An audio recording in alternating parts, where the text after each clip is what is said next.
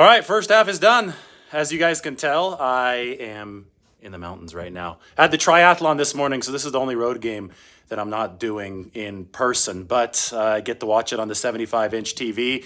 It was kind of a funny ending to the first half. I just joked Trey Lance better work on his short game. Miss Deebo Samuel there. But they are playing in a monsoon, and the big takeaway right now is that the 49ers just look imposing and dominant defensively, and Justin Fields can't do anything through the air. This is the type of stuff that the 2019 49ers defense did to teams. They just scared them from passing downfield, right? That defensive line starts overwhelming the offensive front, starts getting in the opposition's head. And because it gets into the opposition's head, they just don't want to pass downfield anymore. So, combine that with the conditions, right? Because it is so wet, the field conditions aren't good there in Chicago. You could just hope that it didn't have anything to do with Elijah Mitchell's knee injury. We don't have an update on that yet. But combine all those factors, and the Bears don't want to throw downfield. Justin Fields is averaging 0.3 net yards per pass attempt. Meanwhile, Trey Lance doing a whole lot better. He's over 6 or 7 on the other side. So the only way that the Bears can potentially stay in this game is through the run game. That's what we said in the preview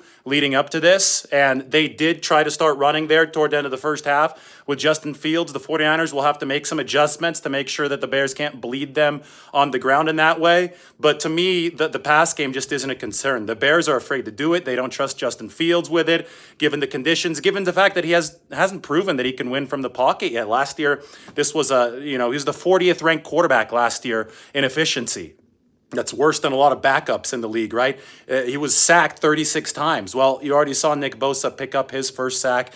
Javon Kinlaw on the very first play of the game was in there on a pressure. He looked good, hurt his ankle, came back. So right now the 49ers are in firm control. The defense looks imposing. The shutout is still alive thanks to that wonky penalty on the holder, but it's Chicago's own home field. It turned out to be fitting that I've been talking about the fact that the Bears want to move away from Soldier Field because it's owned by the city of Chicago. They've bought land in Arlington Heights, Jimmy Garoppolo's hometown, coincidentally, because they want to own their own stadium. So they don't have drainage issues at their stadium. So these drainage issues ended up hurting the Bears because they didn't know the rules. They brought the towel out on the field and they couldn't kick the field goal. It was a personal foul that moved them back 15 yards. So the shutout's still alive for the 49ers. Why don't we talk about the offense? I was impressed with Trey Lance in the first half. I thought that the ball was coming out of his hand just fine, despite the really wet conditions. I thought, the spiral wasn't an issue. I thought he was on target on those intermediate routes to Ray McLeod, to Brandon Ayuk, some good yards after the catch. 49ers offensive line wasn't terrible. I thought they held up decently well in pass protection. Now, there were a couple hiccups from Lance. There was that 1 third down where he got happy feet. I call him the law firm, right, on the inside. Brendel, Banks, and Burford. All 3 of them got pushed back. Trey needed to have a little bit better footwork. They didn't get beaten clean. Neither of those guys got beaten clean. But Trey kind of panicked. The footwork was off, and he threw an inaccurate pass over the middle. But again, they're playing this game in a rainstorm, so it's going to be really hard to judge quarterback accuracy firmly. And all I can tell you right now is that Trey Lance looks a whole lot better operating from the pocket than Justin Fields. Now, the Elijah Mitchell knee injury is very, very concerning. I said I hope nobody gets hurt on this field.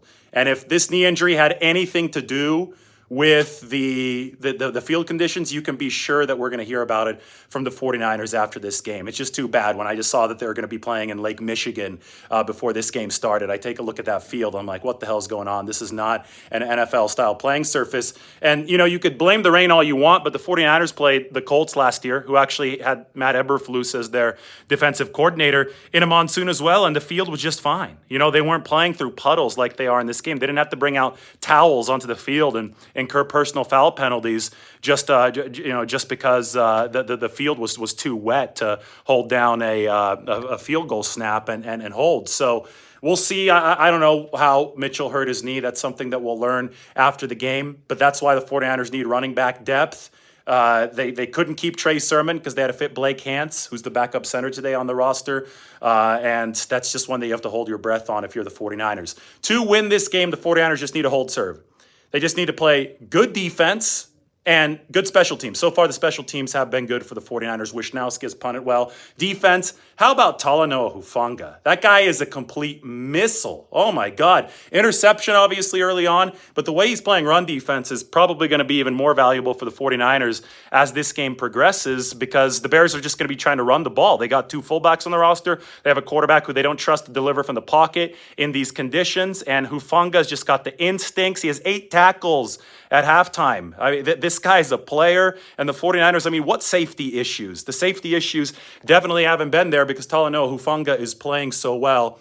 And obviously on the other side, Tashawn Gibson, the former Bear, has started for the 49ers. No major holes there. I mean, again, Justin Fields is at 0.3 net yards per pass attempt. Dre Greenlaw missed a tackle early, but somebody tweeted me, he said, it's hard to tackle a water balloon. And I said, yeah, that's a good point. It's tough to catch the ball. It's tough to throw the ball. It's tough to tackle today. I thought that penalty on Greenlaw was terrible in the first half. What's he supposed to do on that slip and slide? I thought he did everything he actually could. I thought he mostly avoided contact from Justin Fields. But here's the thing. If you're telling him to pull up in those conditions, you're asking him to expose himself to injury, right? And so is he supposed to... Is he supposed to expose himself to injury just so he doesn't hit a running back on the play? Because Justin Fields was a running back on the play. Justin Fields was completely committed to running. That was not a QB kind of position that he was in. So I thought that was a terrible call against Dre Greenlaw. And then finally you have Deebo Samuel. 40 rushing yards in the first half. How ridiculous is it? I mean, let's just look back and, let's hold the bad narratives accountable. There are people who are saying that Deebo isn't signed yet because he doesn't want to be a running back, that he's some kind of selfish player that didn't want contact. And anybody who knew Deebo Samuel or watched the 49ers knew that this was the furthest from the truth. If contact isn't there, if running defenders isn't there, then Deebo Samuel, the essence of him ceases to exist. The guy was born to run people over on the football field, and today his victim at the goal line was Eddie Jackson, the former All-Pro from the 2018 season. So Deebo, I mean, when the contract finally came out, not only was there no governor against running, there were incentives to run, and now you see why. Because that is who Deebo Samuel is as a football player. And hey, guess what? Elijah Mitchell's out for the rest of the game. If Elijah Mitchell's out for an extended period of time, Deebo Samuel is going to be playing a lot of running back again, and he doesn't mind it one bit because that's who Deebo Samuel is. And in the second half, wet conditions, 49ers don't want to turn the ball over. They want to hold serve, continue to play good defense. Deebo's going to be a big part of this game plan. I'm going to continue watching the 49ers offensive line here in the second half. I thought that they acquitted themselves well. I saw a nice block from Charlie Werner on the play fake throw to Brandon Ayuk at the start in pass protection. I think that the law firm up the middle has acquitted themselves decently well. Aaron Banks seems to hit a second gear in run blocking whenever Trey Lance is running. So I saw that in training camp as well. So it hasn't been all bad for the 49ers up front, and that's big news. Once again, I mean, the yards per play is like 2.3 for the Bears and like 6 or 7 for the 49ers. The 49ers are a lot better than the Bears. All they have to do is hold serve in this game, defense and field position. Don't turn the ball over on offense. Just take care of the football. Punt it if you have to. They're going to win this football game. And, of course, stop the run because that's the only hope that the Bears have. The only lifeline that Chicago has offensively because they don't trust Fields to pass.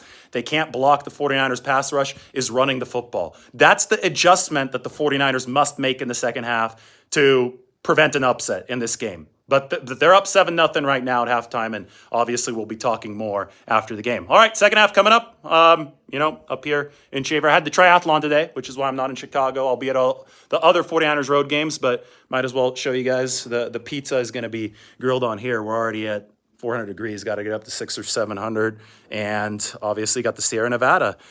Today you can't see Mount Whitney, but Mount Whitney is over in that direction. Beautiful day.